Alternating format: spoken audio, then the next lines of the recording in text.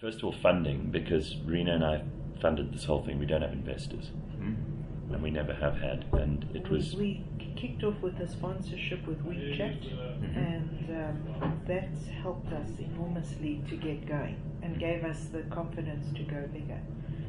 And but the challenges were really just finding the dance steps on a day-to-day basis and, on this moving carpet. Yeah, and figuring out and not falling off the moving carpet. And also figuring out kind of what the modern media landscape would look like, because at that stage everything was extremely traditional, and people didn't really have an idea of what could work online. And certainly in this country they weren't brave enough to do anything on that scale. All of the companies that were doing media were doing it the same way they'd always done it. And we came along and disrupted everything. And we knew there were risks attached to that. Trying to persuade the advertising world that this was a real thing. This was a prospect. Trying to persuade the audience that this was, even though it was on your phone and you had to pay for the data, that it was a worthwhile exercise.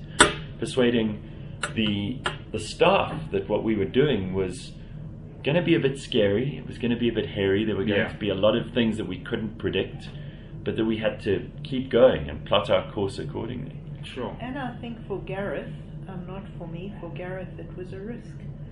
He left at the top of his career, which for me as his manager, I felt that's the time to leave, to take the next step.